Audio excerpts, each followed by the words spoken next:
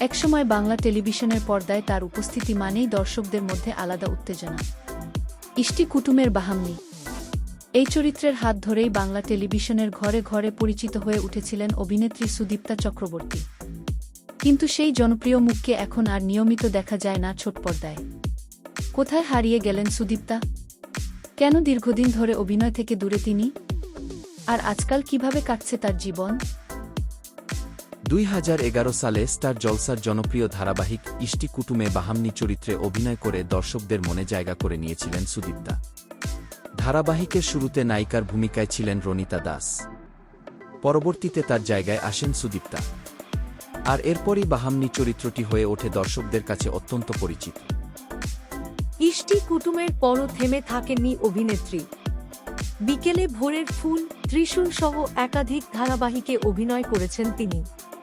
কিন্তু সময়ের সঙ্গে সঙ্গে টেলিভিশনের পর্দা থেকে নিজেকে সরিয়ে নেন সুদীপ্তা।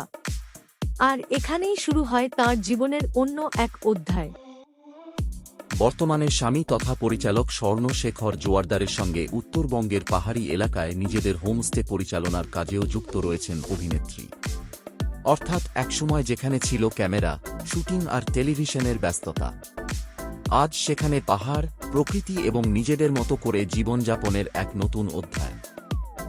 তবে দীর্ঘ বিরতির পর সম্প্রতি স্বামীকে সঙ্গে নিয়ে একটি সাক্ষাৎকারে হাজির হয়েছিলেন সুদীপ্তা।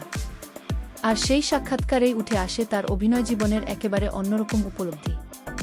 সুদীপ্তার কথায়, অভিনয় পেশার অনিশ্চয়তাকে তিনি খুব কাছ থেকে দেখেছেন।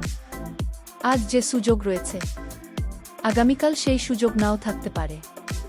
তাই সাময়িক জনপ্রিয়তা কিংবা লাইমলাইটের পিছনে ছুটতে চাননি তিনি, বরং নিজের পছন্দ, নিজের মূল্যবোধ এবং নিজের সিদ্ধান্তকেই গুরুত্ব দিয়েছেন। সুদীপ্তার কাছে ভালো চরিত্রের জন্য অপেক্ষা করাও কিন্তু এক ধরনের সাহস। কারণ একজন শিল্পীর জীবনে সামনে আসা প্রতিটি সুযোগ গ্রহণ করাই যে সাফল্যের পথ, এমনটা তিনি মনে করেন না। বরং নিজের পছন্দের কাজের প্রতি অটল থাকা, প্রয়োজন হলে অপেক্ষা করা, সেটাও একজন শিল্পীর দায়িত্ব বলে মনে করেন তিনি। আর এই কঠিন পথ চলায় তার সবচেয়ে বড় শক্তিগুলোর একটি হল স্বামী স্বর্ণ শেখর। দুজনের মধ্যে পারস্পরিক বোঝাপড়া এবং একে অপরের পাশে থাকার বিষয়টি তাদের সম্পর্ককে আরও শক্ত করেছে। বিনোদন জগতের অনিশ্চয়তার মাঝেও দুজনের এই নিঃশব্দ পথ চলা যেন বলে দেয়, সব সময় আলোয় থাকার প্রয়োজন নেই। কখনো কখনো নিজের মতো করে শান্তিতে বেঁচে থাকাটাও সাফল্যেরই আরেক নাম। ইষ্টি কুটুমের সেই বাহামনি আজ হয়তো নিয়মিত টেলিভিশনে নেই, কিন্তু দর্শকদের স্মৃতিতে তাঁর সেই চরিত্র এখনও জীবন্ত। আর সুদীপ্তার বর্তমান জীবন যেন দেখিয়ে দিচ্ছে, জনপ্রিয়তা ক্ষণস্থায়ী হতে পারে, কিন্তু নিজের পছন্দ ও মূল্যবোধের সঙ্গে আপোষ না করার সিদ্ধান্তটাই হয়তো দীর্ঘস্থায়ী। আপনার কি এখনো ইষ্টি কুটুমের বাহামনিকে মনে পড়ে?